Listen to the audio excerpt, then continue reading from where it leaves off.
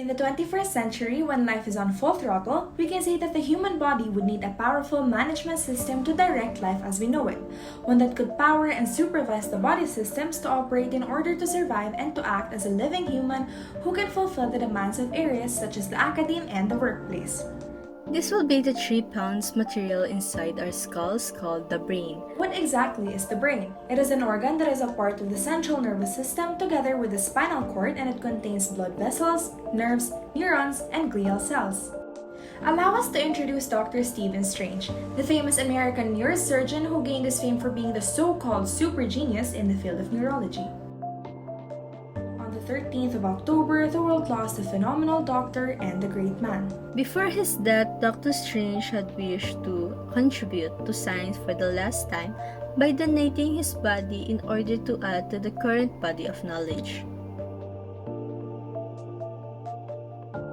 Meet Dr. Emmy Rose Grimaldo, a medical intern at the University of Santo Tomas Hospital who will help and facilitate the study and dissection for today.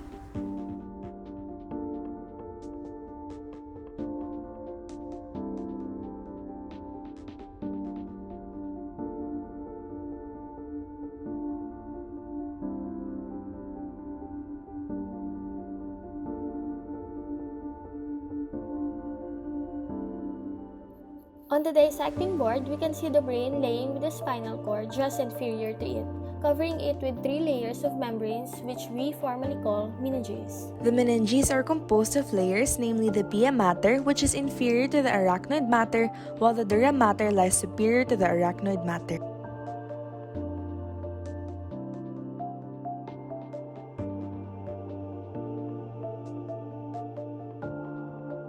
As displayed, we can see that the brain has 2 hemispheres present, namely the left hemisphere, who is in charge of analytical thought, detail-oriented perception, ordered sequencing, rational thought, verbal abilities, planning, math and science, logic, right field vision, and right side motor skills. The right hemisphere that is in charge of intuitive thought, holistic perception, random sequencing, emotional thought, nonverbal abilities, adventurous impulse, creative writing or art, imagination, left field vision, and left side motor skills. Now, let's discuss the spinal cord, which is the most important structure between the body and the brain. It is considered to be about 40 to 50 centimeters long and about 1 to 1.5 centimeters in diameter. The major functions of the spinal cord are as follows: electrochemical communication, since it transports electrical currents up and down the spinal cord and across the nerves. It serves as the messenger that sends signals so that different segments of the body can communicate with the brain. Up next is the cerebellum, which is derived from the Latin word that means little brain. It is a structure located on the hind or posterior side of the brain, which contains 50% of the total number of neurons in the human brain. Its function is to modify motor commands to make more accurate movements, and is involved in functions such as maintenance of balance and posture, coordination of voluntary movements, motor learning, and cognitive functions. The cerebrum, on the other hand, is the front of the brain that comprises gray and white matter. It is considered as the largest part of the brain and is in charge of initiating and coordinating movements. It is also responsible for maintaining our temperature, enabling speech, thinking and reasoning, emotions, learning, and the operation of the 5 senses. Let's look at the brain from this angle. The lower half of the brainstem that is continuous with the spinal cord and which upper part is continuous with the pons is the medulla oblongata. It houses the center that are responsible for cardiac, respiratory, vomiting, and vasomotor functions that regulate heart rate, breathing, and lastly, blood pressure. Lying between the medulla oblongata and the midbrain is the pons, which is responsible for carrying signals from the cerebrum to the medulla and towards the cerebellum. Inferior to the frontal lobe of the cerebrum and the optic chiasm is the olfactory bulb. The olfactory bulb is a mass of tissue that contains different types of nerve cells and is responsible for our sense of smell. Just on the surface of the brain, we can see indents or deep cuts. These are called sulci, while the ridges or the parts that are almost bulging out are called gyri. The gyri are found on the surface of our cerebral cortex and consist of nerve cell bodies and dendrites. The sulci, on the other hand, is the groove in our cerebral cortex.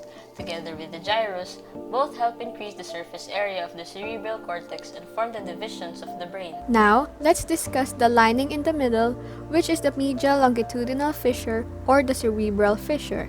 The medial longitudinal fissure is a deep groove that lies in the middle of or medial to the left and right hemispheres of the cerebral cortex in order to separate both sides. Moving forward, we will now discuss the four lobes of the cerebrum, namely frontal lobe, parietal lobe, occipital lobe, and temporal lobe.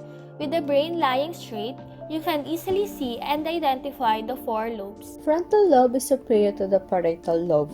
Frontal lobe is located to the front of the head and is the largest lobe of the brain. It is the one who controls motor function such as personality characteristic, decision making, and movement. Parietal lobe is inferior to the frontal lobe. The parietal lobe in the middle of the brain is responsible for receiving and processing sensory information such as interpreting the touch and pain experienced in the body. The parietal lobe is the one that makes humans identify objects and understand their spatial relationships. Posterior part of the occipital lobe is inferior to the parietal lobe, and the outer part is posterior to the parietal lobe. The occipital lobe is in the back part of the brain. It is the one responsible for the vision of the person. Last is the temporal lobe. Temporal lobe is posterior to both frontal and parietal lobes. Temporal lobe, located in the sides of the brain, is responsible for receiving and processing sounds and smells. Short-term memory and speech are also involved in the temporal lobe. Cerebellum is a fist-sized portion of the brain known as the little brain. Cerebellum is posterior to the temporal and occipital lobes. It is located at the back of the head and above the brainstem. 50% of the total number of neurons are in the cerebellum. The cerebellum is responsible for muscle coordination, maintaining balance and posture, coordination of voluntary movements, motor learning, and cognitive functions.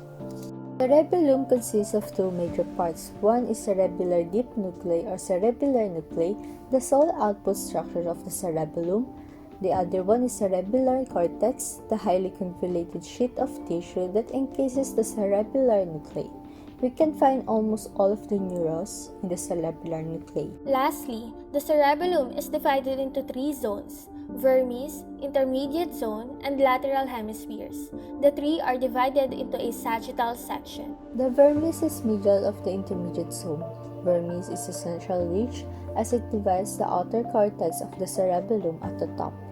The intermediate zone is lateral to the vermis. And lastly, the lateral hemisphere is lateral to the intermediate zone. Using the scalpel, Dr. Grimaldo carefully slices the brain along the center line or the longitudinal fissure. She starts cutting from the cerebrum to the cerebellum and brainstem.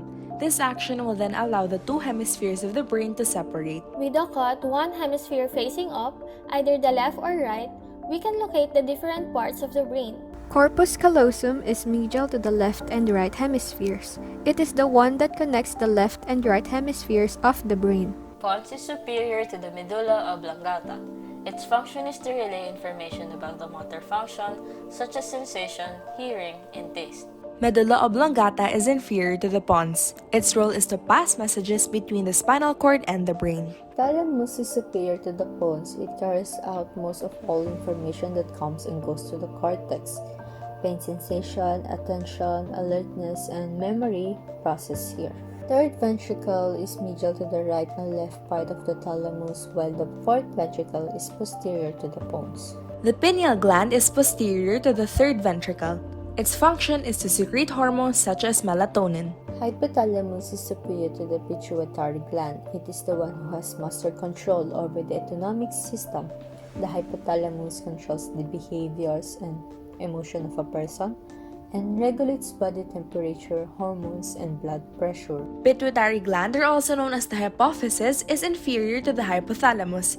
The pituitary gland is also known as the mastery gland as it controls other endocrine glands in the body. 60% of the brain is white matter, while the remaining is gray matter. Deep in the gray matter, you can see the white matter's whitish color, tree-like shape. The tree-like pattern that is visible is called arbor vitae, which means tree of life. Arbor vitae's function is to help transmit the nerve impulses through the body. Using the scalpel, carefully cut the hemisphere into the sagittal section, either left or right. You can easily differentiate the gray and white matter in the brain. Gray matter is superficial to white matter. It is a pinkish-gray color and encases the white matter. Gray matter consists of neural cell bodies, axon terminals, dendrites, and nerve synapses. While white matter is deep to gray matter, it is a whitish color and is composed of bunches of axons. After performing a dissection, Dr. Grimado must make sure that the materials used for the procedure are properly disposed of. We must wash the materials used for the procedure correctly. Make sure to exhibit good hygiene.